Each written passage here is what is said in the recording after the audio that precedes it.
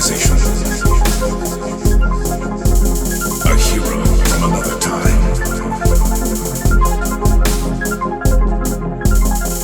On the starship Andromeda, hope lives again.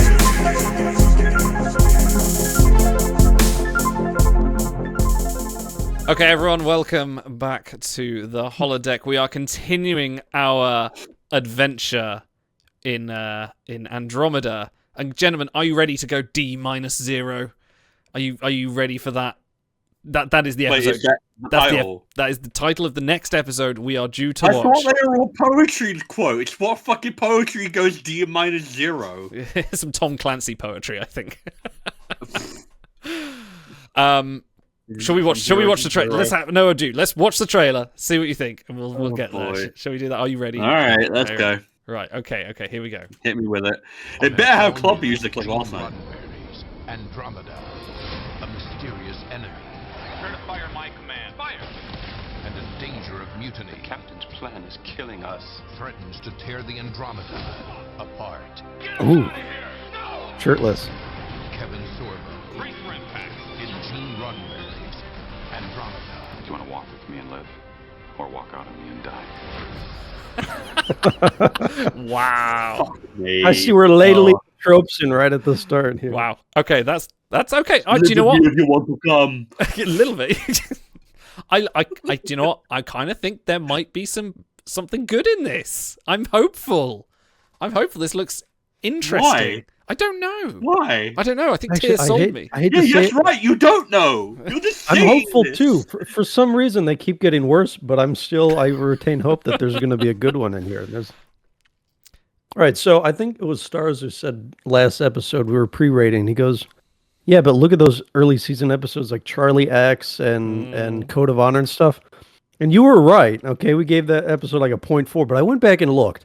The episodes that come after Charlie X, we get Where No Man Has Gone Before, pretty fucking good. Yeah. After Time and Again from Voyager, we get Phage, really good. Mm-hmm. After Code of Honor, we got The Last Outpost. So it doesn't always hold up, but in 2 out of the 3 cases in Berman Era Trek, we had a really good one after it. So I am hopeful. It was a decent trailer. I'm gonna go 6.5 because I'm feeling good today. Ooh, You're that's mad, bold. man. That's bold. Stars. See, here's the thing: is that if this were a Berman era trick, I'd agree with you. But you know what Andromeda so far has come across to me as? It's come across to me, despite the fact that it's made in 2000. It feels like what if the Enterprise writers had to keep on writing Enterprise, but worse, and they went back in time and they made Andromeda? Because it's like the natural evolution of the decon gel scene, like in terms of like how much thought it's putting into things. And how, like, determinedly stupid it is. So, I don't think it's going to be quite as bad as And the Children Shall Lead. Because I think we might laugh at least once during this episode. So, I'm going to be optimistic, and I'm going to say a 1.5. Wow, that's optimistic. Yeah, the children... Yeah, what was it? And the Children Shall Lead, and... That... I can't read. The flow would have been better there, but okay. You can fix it in post. Yeah, I can. Okay, I am hopeful. I Hey, feel like... you know what the issue with that last episode of Andromeda was? Yeah. So young. Yeah. Hang on. You mean... So young. Yeah. All right, let's not be lamer than the episode. Okay, I'll go for a 6. That's impossible. This is me. This is me hopeful. I'm going to say this is an above average episode of Andromeda. Maybe we'll see. I'm willing to be proven wrong. Yeah. It's a good job the pre-ratings don't count. Okay. Yeah, no, put your name to this, you fucking coward. All right, let's go and watch the episode.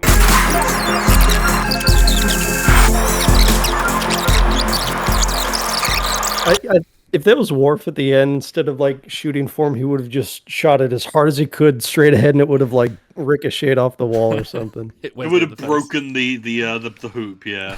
Rush. Okay, guys. I've got to come clean. I pulled a fast one on you. This was actually decent. I am very surprised. I actually This is enjoyed. better than decent. This is a good This episode of was- sci-fi. I enjoyed it. We got a submarine episode. We kind of got our bottle. You know, Star Trek's had it. You know, Strange New Worlds had their version of it. It was good. I apart from some cheesy dialogue, I can't find much fault other than maybe the structure's a bit like back and forth, a lot of corridor talking. I can find a little fault. Okay. There's some fault here, but compared to what it was, we're looking up. This was disturbingly competent. Yeah. I am worried at the fact that this is competent. It's a wild leap from like Toulouse the Fateful Lightning, where we couldn't rate it any lower, to this. Actually, it's funny because I think I disliked about 10% of the episode, and coincidentally, about 10% of the episode was done in slow-mo, so maybe there's some overlap They ran there. out of frames. It's low budget. They can only afford 24 frames per second at certain points. This was an interesting conceit that, I liked the idea of Dylan Hunt being called out on for being a bit of a, idealist and, having sort of like the mutiny take the form of and it's good to have a mutiny early on in the series rather than like near the end, because it kind of shows the lack of trust between these guys who have sort of really just met each other and just decided, hey, we'll work together, and kind of outlining that Dylan expects them to all be legends. It was interesting. It was kind of like a light mutiny though, because Yeah. only about half of them wanted to leave, which I found an interesting choice. Beck and Tyr still had to decide: are we going to do this without everyone behind us, or do we fall back in line and just brush it under the rug? It was a choice. Yeah, no, like this actually, I'm just like blown away at like the sheer difference between this and the previous episode. Like they do not seem like, they're recognizably from the same show, but this feels like it's like 3 seasons later in terms of like a jump of quality. Just like, oh wait, everyone's characterizations are consistent. There's no appealing to the lowest common denominator. People actually have like reasons to do the things that they're doing. There's conflict that are founded in like ideology and characterization. There's like relatively decent dialogue most of the time. There's some real cheese in there. You get a little bit more backstory that isn't like dragged down by bad lines, that actually kind of paints more of a picture of the world. It's like, I keep on coming back to disturbingly competent. I feel unsettled. Yes. It's just like, how do you produce like 3 episodes of like the worst dribbling shit you've ever seen, and then like you manage to like pop out like this wouldn't be out of place in a Star Trek like series, like a lower end Star Trek. Like you compared it to like DS9's version or to Strange New Worlds. Let's be real, it's not anywhere near those in terms of quality. But it is a lot closer to a normal Star Trek episode's level of quality, and I'm disturbed. All right, you brought up DS9. Idle, if you could put that image up on screen, I want to draw a little comparison here. Oh no! So, in the DS9 finale, they're signing the treaty, they're ending the Dominion War, and then Admiral Ross recites this quote. He says, "Today the guns are silent. A great tragedy has ended. We've known the bitterness of defeat and the exultation of triumph. And from both we've learned there can be no turning back. We must go forward to preserve the peace, and preserve in peace what we have won in war." The quote at the beginning of this episode is, "Here's something I know about war. Somebody wins, somebody loses, and nothing is ever the same again." The image on the screen, that's going from DS9 to Andromeda. It's like you have a beautiful fleshed out idea, and then you go to like a stick figure, pale imitation of the beauty provided by DS9. I got to get that out of the way, because other than that, it's a much more competent episode than I thought it would be by reading the Mish brief ahead of time. Okay, so part of that is probably due to the writers. The writers were Ashley Edward Miller and Zach Stens. Don't be ashamed if you've not heard of them, but they have got quite an impressive resume. They worked on the X-Men First Class screenplay, the Thor screenplay. They wrote 4 episodes of Fringe. They also wrote several episodes of the Sarah Connor Chronicles, which is an excellent series, and were producers on Black Sails, which is an excellent series as well, if you've never watched it. So that's a really good like legacy of like. Are they working on Andromeda? And they, but this is, I think, that's all after. But yeah, this is sort of like their start, and yeah, this is a good one. This is also directed by Alan Eastman, who has some TNG credits. Some Star Trek credits. He has Voyager, Prey, and Relativity, which are fairly decent episodes. DS9's Honor Among Thieves, which is okay. He did some episodes of Sliders. He did an episode of William Shatner's Tech War. But he finished directing in 2004 with an episode of Degrassi: The Next Generation, and that's where he just went, you know what, I peaked, I'm done. This is my life's work. I've directed Drake. What more do I need to do? So yeah, the thing is, Andromeda started, pardon me, after DS9 ended, so they really have no excuse not to draw from established talent who have experience in sci-fi and good sci-fi. So, you know, I don't want to give them too much like benefit of the doubt, but they did utilize the talent well in this episode. it's yeah. I want to front load a segment. Normally we save them for the end. Let's do hero of the episode because I want to steal tier right at the top here. First of all, he makes Sorbo look like a complete joke physically. Like I don't know why you. I think the Sorbo shower scene was just an attempt to like that was bad. comfort Sorbo's ego after What was with the he had to tiny stand Robbie? next to. Like, We'll get to Tiny that Robbie. later. But Tyr had a couple good lines. He said, "When the Magog unleashed the dreaded bouncing ball attack, will make them rue the day." I laughed at that. And then when he said, "We're blind and crippled. If Andromeda was my child, what did he say? I'd kill it. drown it. I'd drown it. Yeah. I'd drown it." Like, dude, like brutal, but that's who he is. So that was very in character line. He did good work. He stood up. I even said at the end, when Dylan runs over and to confront him about destroying the enemy ship, he said, "I didn't do it," and I was hoping that he did do it because I wanted to see those two come to blows again and see how that would be. But you resolved, do at least so. get the line of I didn't get the chance, indicating that you would have. Yeah. Which is that's a decent compromise. So who's your hero of the episode, fellas? I'm gonna steal it from you. I'm gonna go with Harper. Actually, I actually quite liked Harper in this episode. Like he was very overworked, and he had quite a few good lines. His conversation with him and Becca was fairly decent. There's a lot of like kind of good individual talks between people. A lot of them talking to Dylan, being like, you know, stop being an ass, please. No, we're just trying to survive. Like we get it, you're this courageous captain. But no, I think Harper was quite good in this episode. He had some, you know, he's known for cheesy one-liners. Now I've kind of settled into like his style of humor. They're leaning away from the creepy aspect, the creepy Tom Paris aspect, and more into the He's the Neelix of the show. Yeah, he's more like the harmless goof. But there's also like a shit hot engineer and can just like whip up amazing FMS systems in like 10 minutes and die on the bridge delivering it. So, you know, he's committed. I liked Harper this episode. He was all right. You know what? Like, since this is going to be like a regular segment, depending on how like we might do more of Andromeda because this has actually kind of got me interested in seeing how much more. Yeah, this is more like this. It's probably going to be just Red Bam every time because he was really, really good in this episode. Like he knows how to communicate with people. Guess what? He's a good communicator, and that is an incredibly underrated skill, especially in a crew like this where people they talk to each other but they don't communicate. Like that's always the thing with like Valentine and then Hunt, and then Hunt and Tears. Like they are talking at each other, but they're not talking to each other. Whereas Rev Bem is just he manages to get through to Hunt and articulate. You do need to kind of like set your expectations and realize who you're working with here, and remember that this is meant to have a crew of like 4,000 people. And I kind of appreciate that, even if it does point out, there should be a lot more problems on this ship. The fact that they are so massively undermanned. It's okay, because they've got the anatomically correct androids. They're fine. Yeah. That they just replenish off screen, I guess, after they all got shot in the premiere, whatever. You know what? People fucking take Voyager to task for like the infinite number of torpedo tubes and shuttles. Where this ship keeps on getting all of its ammunition and like all the drones get destroyed every episode, so all the android bodies die. Like it's got an infinite wellspring of resources to just create new shit. I don't think we'll ever get to like season 3 if we do continue this, but like in season 3 there is a lot more continuity problems where suddenly they have a crew one episode and then the next episode they're like, oh, it's just the 5 of us. I'm like, okay.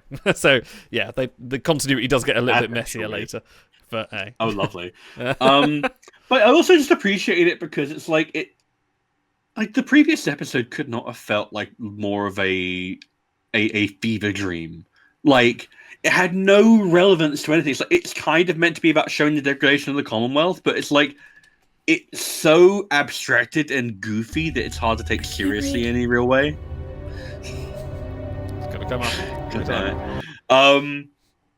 And it's like this like tackled kind of the same thing from the opposite perspective from Hunt's point of view, and just made it a lot more real and a lot more personal, and articulated more about what his character is and where it stands, and Gary Stewified him and made him seem like more of a real human being, and made him a little bit more charming as well. I'm not going to say Kevin Sorbo's my hero of the episode because he goddamn well ain't, but like he's never going to get this spot. He was on my list. His dialogue was better, and his characterization was a lot more thoroughly thought out. There was no creepy Gene Roddenberry lines, so like I had to give him credit there. But no, for me, it's Red Bam. I just appreciate him in every episode.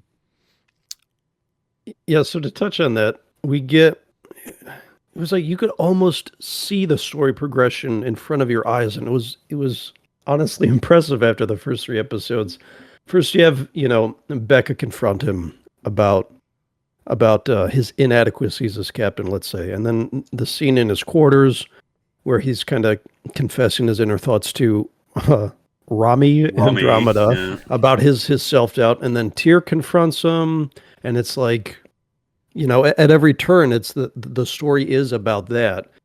And they even set you up for are they right? Does he not have a plan? Like, what's going on? And then they tie that into the greater arc of, no, here's his plan, and he really is a competent commander. And so I liked it, man. It was like a storyline from start to finish. He did have a moment of disconnect, when everyone's just like, I can feel my atoms draining from this radiation bath. We're getting Harper dying in the hospital, and he's just lying on the bridge going, I can get a tan. That's great.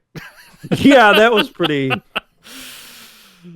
Yeah, it's like nothing can. He's like, don't worry, I don't want to lose my hair either. I'm like, I bet you don't, Sorbo. That's your identifying characteristic. Yeah, you know what? I do actually want to go back to your point, like Idol with like Harper. Is like this was the first episode where I did not mind him, and in fact was like, you know what? There's a character here. This is not just a shitty version of Xander from like Buffy. This is like got a bit of backstory a character. As well, didn't we?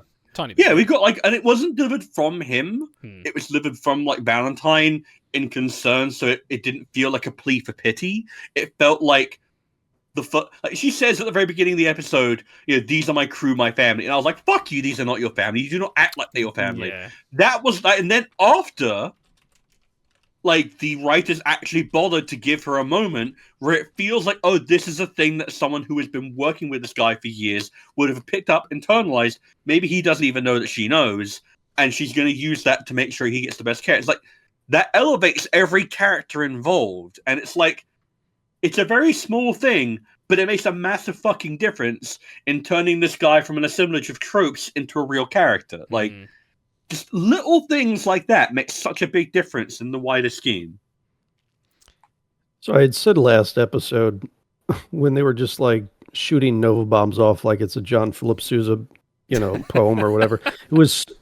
I said, is the Voyager problem where they outclass everybody? I said, I hope soon we get to see them on the back foot and have to negotiate and come up with a clever solution. And that's what the entire episode was. So, I don't know if that's something they identified or was just happenstance that they're like, all right, this story is going to be about this. But yeah, from the very beginning, they were on the back foot. They had, it actually felt like there were real consequences coming. Sometimes when they're like hurtling toward the planet for 40 minutes, it doesn't feel like anything's actually in motion.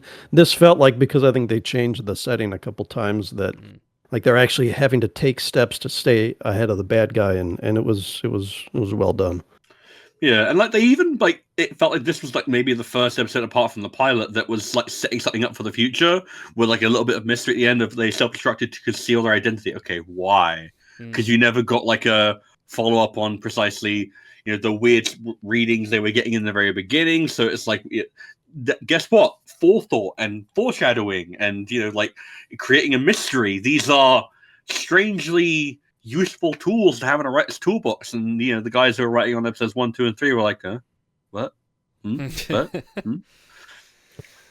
So you brought up, Idle, that these two have written a lot of stuff together.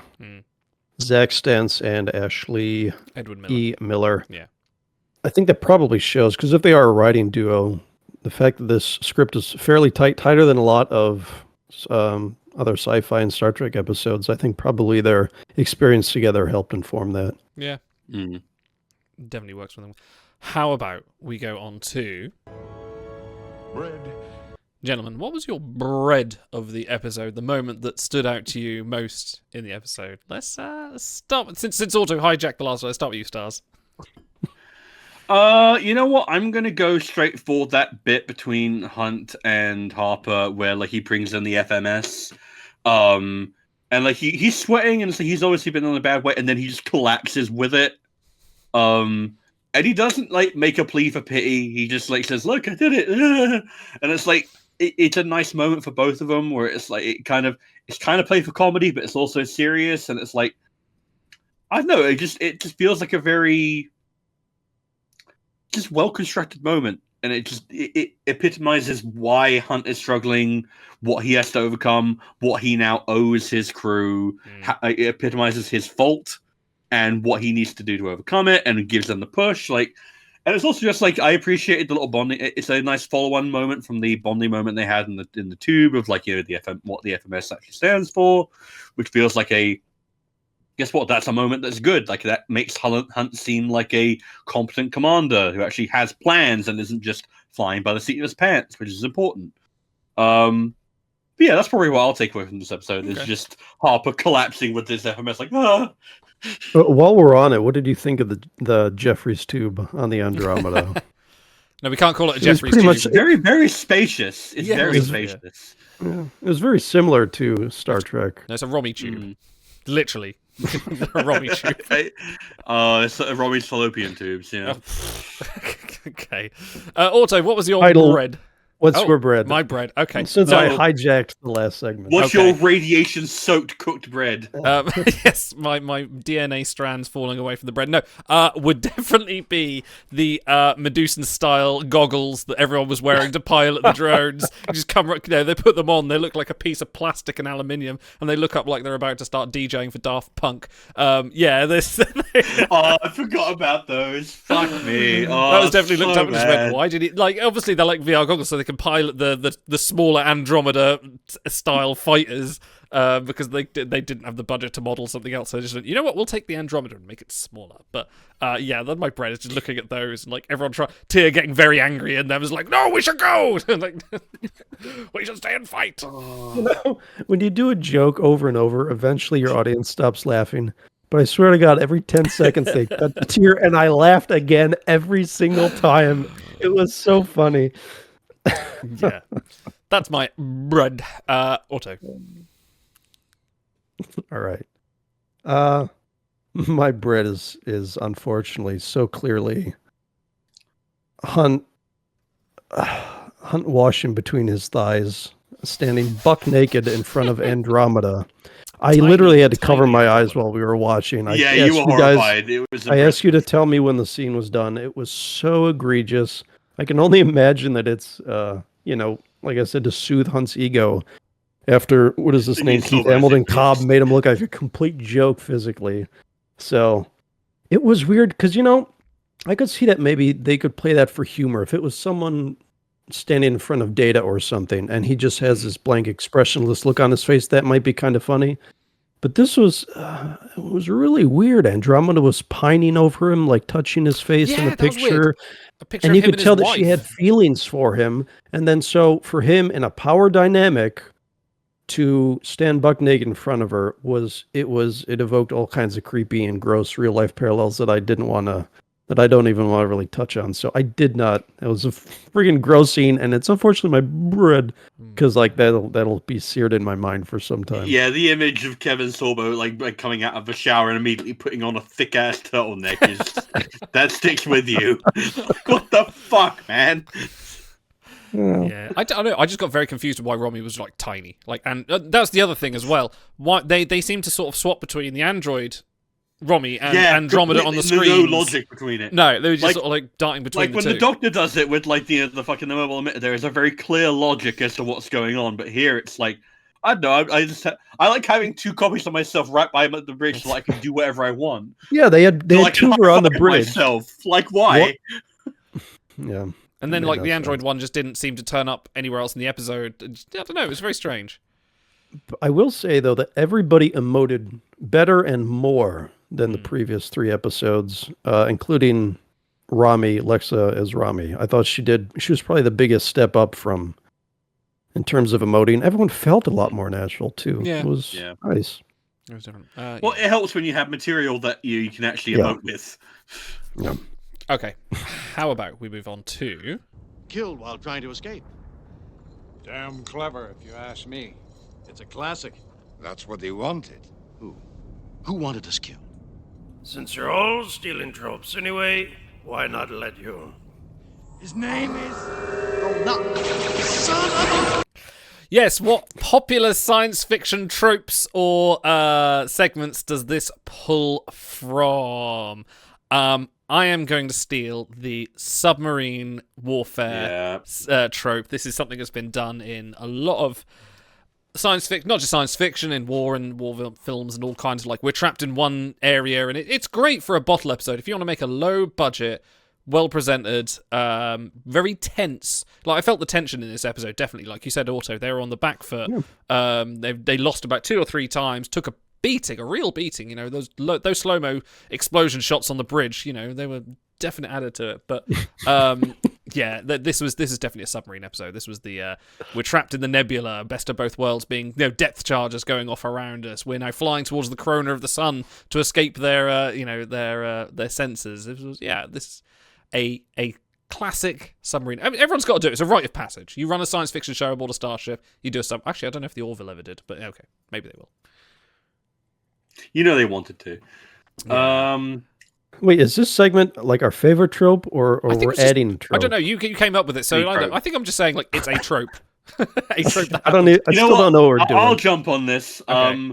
The obnoxious sci-fi creature metaphor. You know, I think it's like, oh, we want to be bucking around like a whatever with a night sider on its back, like yeah, you know, fucking like shooting the womp X of an rats X, back home. Yeah, just it's like, I don't hate it. Like, some of them are more egregious than others. Like, Star Trek can be really groan-worthy with them sometimes. Yeah. Like DS9 especially, I felt like got really egregious with them because it was like trying to be like, Nog especially, our character's so worldly. Yeah.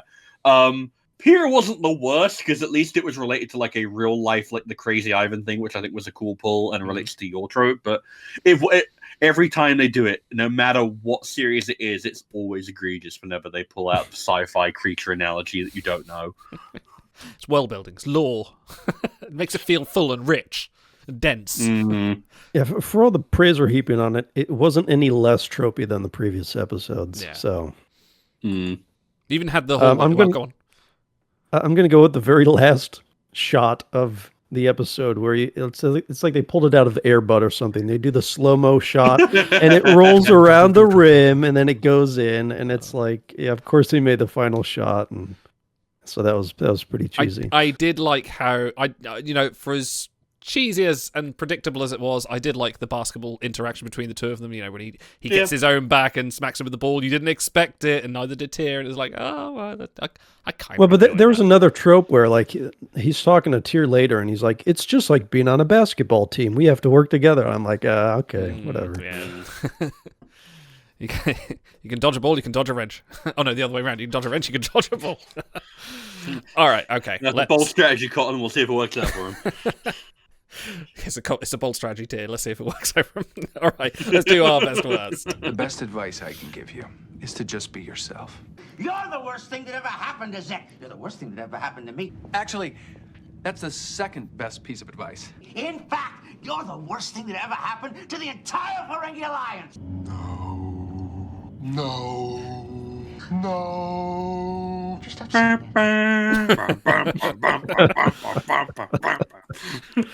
Actually, I am impressed that Armin can speak that quickly with such huge prosthetics in his mouth. That's impressive. I thought you were going to say speak so quickly with those massive swinging balls of his. Okay. No, your best, worst moments, please. Otto starts off. What was your best and worst moment of this episode? All right, I think I know what your worst is. Yeah, we'll start with that. It's the scene that I talked about in as my bread. It was the kind of scene that you see in episodes that we rate below a 1. You know what I mean? Where it makes you uncomfortable, and there's the real life parallel, the power dynamic. Gross. I've said enough. My best, I think I might surprise you with this, was actually it was Tyr at the beginning of the basketball scene. Just the gratuitous. I mean, the camera was all over the place. It was on their feet for one shot, which was weird. But it was just showing how muscly and ripply and sweaty he was. And I like that because I was enjoying it. Because it made Sorbo look like a chump, and I don't like Kevin Sorbo. So for the entire, he's walking around in like the cut off sleeves, and I'm like, dude, he's got like no definition, no muscle compared to Keith. So I'm like, yeah, he was give him Hercules some as real well. beefcake. Yeah, Yeah. no, give me some real beefcake on the show. So I like that scene. Okay, Stars, what was your best and worst? My best moment would probably be the confrontation in Medical Bay over Harper, where they split down the line. That's I good. thought it's a good scene. Everyone's like perspective makes sense when you consider their character. It's a moment where like they are obviously in conflict, but like even Tyr is not necessarily there to bite Hunt's head off. He wants to like it's a case of we need to actually have a conversation about this and work out what we're doing. And it builds the stakes of the episode, and then it comes to a natural conclusion. It's just a well written scene. It just comes together really well, and it's the first time where this feels like it is a actual crew rather than an assemblage of characters, or maybe even just an assemblage of tropes. Worst moment? Three tropes. There were still a few. Who isn't? As for worst moment, I can't pick dodgy CGI because that'd be an easy out for every single episode we watch. I would have to say maybe like I don't know the name of the actress for Becca Valentine. What's her name? Good question. Lisa Ryder. Lisa Ryder. Like she's mostly good, but like especially in the beginning of the episode, I just found like some of her line deliveries just to be a little bit overcooked, like a little bit overly smarmy, a little bit too. I don't know. She was a little bit petulant for a character who is like up until this point been portrayed as relatively mature, and like I understand that she's chafing on the Hunt, but it's like it just felt like it wasn't quite pitched correctly, and it made me look less positively on her character than I think the script and like all the direction meant for me to. Like I also didn't like her lines when she was in the Maru escaping from the missiles. It just felt like very generic 90s action girl. I can do what the cool kids do dialogue. And it's like she had one line in there. Yeah, and it was so overdone. Like it's like, guess what? Cool characters don't have to throw out a million lines showing how cool they are. Cool characters do the cool thing and then they shut the fuck up. Like it's like. You know, like you just don't overcook it. Some motherfucker still trying to ice skate uphill. Exactly. Guess what? Snipe says it, and then he moves the fuck on because he knows how cool the line is. Oh, there it is. She says, "See, you wouldn't want to be." Yeah, that's yeah. the line. Like, come the fuck on, fuck off. Oh, that's what you shout across the playground when you're 6. Yeah, stuff like that. Like those were the real groaners, and it felt like they were focused around her character in particular, which is a bit of a shame because I've mostly been enjoying her so far. So, okay, I will go my worst, which is it's a compilation. It's like, okay, Hunt and Becca, had a bit of a moment, so they went and had a chat in the hallway. Okay, Hunt and Tyr had a bit of an argument, so they went and had a chat in the hallway. Oh, Hunt and Becca had another thing, so they went and had another chat in the hallway. And then Hunt and Harper in the hall. It was just a lot of walk and talks in this episode. Like in the moment of kind of didn't add to the stress and the tension because obviously they're hiding. It's not quite the same as Picard talking to Guinan in 10 Forward, but a lot of the time they were just sort of addressing the sort of growing petulance between the two of them. And at one point, Becca was talking to Tyr, and she's like, okay, I'll go and talk to Hunt then. I'm like, you've just been talking to him for most of the episode. I think you know what's going on. So yeah, that's probably my worst moment. It's a bit too many, let's go and have these one-on-ones where we don't really... Structural and pacing episodes, yeah. Yeah, a little bit like that. My best moment? It's... Every time they approached the ramp during the walk and talk, I was expecting one of them to do the cartwheel from episode 1. Oh, yeah.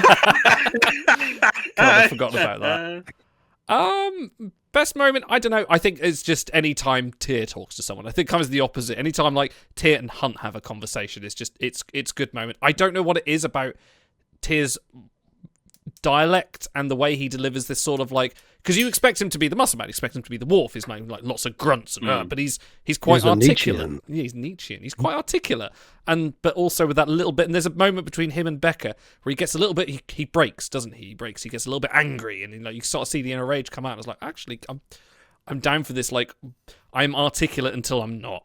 Like mood of Tyr. So like Tyr is. Yeah, no, I appreciate the warrior poet trope when it's done properly, and it feels like he's approaching that, and it's not always explored properly. But here, there are elements of it that I appreciate. Yeah, so that's my best moment for this one. How about we conclude everything with? I can show you my rating code. Schiller rating 3-5. Associational rating norm -3. That's much too low a rating. I was not accustomed to seeing an unsatisfactory rating on a member of my crew. Well, I guess we're not going to have so much of an unsatisfactory rating. Let me tell you your pre-scores here. Otto, you gave it a 6.5 stars. You gave it a 1.5, and I was averaging a 6 on that one. But can we adjust this to where you want to go? But first off, what is going to be our rating criteria for this episode, gentlemen? I was really tempted to go for the stupid Daft Punk visor. But, gentlemen, it's got to be how many dreaded bouncing ball attacks out of 10 would you like to give this episode? Very good. Okay, Stars. Dude, Go on. Somehow, as soon as he said that line, I just knew the episode was going to be okay. Clear. Everything was going to turn out okay when he said that. It worked out. We actually enjoyed something here. All right, go on, Stars. Start us off. Where are you going? I hate to improve a rating on an Andromeda episode, but it earned it. It actually did. I think I'm going to give this a solid 6. Like, I actually enjoyed this episode. I was not... Like, we don't even have a trigger to come out of it. Like, that's how much better the dialogue was. We don't have anything meme-worthy to bring out of it. It was just mostly pretty damn good dialogue. Like, even the bad dialogue, which is generically bad rather than Andromeda bad. Yeah, no, like, this is, like, if we think about the ratings we've been giving, which has been, like, 1s and 0s, like, this is probably the most improved, like, jump. Like, this is as if you dropped, I'm trying to think of this is as if like Conspiracy was in the middle of like Code of Honor and I told you, dude, Trek did the jump. Yeah, it's weird. Again to phage and no, six dreaded bouncing ball attacks out of 10 for me. I'm genuinely shocked. Auto. I'll give this a flat 8.0. Ooh. I really enjoy it. And this is for television, by the way. We do different ratings, like the Star Trek ones are just for Star Trek. I think this is for television. The most impressive thing is I feel rewarded as a viewer for sticking with it. They tied things throughout the episode so that if you stayed through the commercial break, they would have picked up a previous moment or thread and expanded on it, which I really appreciate. It had plenty of the Andromeda issues, like dodgy CGI, bad tropes and whatnot. I think if you gave the script to Star Trek professionals and said, give it a few passes, do your normal CGI and music, how good could they make it? Maybe a 9.5 or better, because I do like the idea of the story. But they did their best for what Andromeda, I think, is going to be. So I'll give it a flat 8. And if they're all like this, then I'm happy to watch as many of these as we want to. 8 dreaded bouncy ball attacks out of 10. Thank you. I'm going to split the difference. I'm going to go for a 7. 7 dreaded bouncing ball attacks. This was good. This is, like you say, a cromulent episode. It hit the marks. It was... I don't know whether I'm rating more because I'm pleasantly surprised, but no, I think generally I enjoyed this episode. Like you say, the 3-point loss there is, dodgy CGI, some repetitive dialogue, some cringy scenes, but overall, the meat of the episode was enjoyable. Like Sorbo's Sorbonus. His meat, yeah. His sorbosity.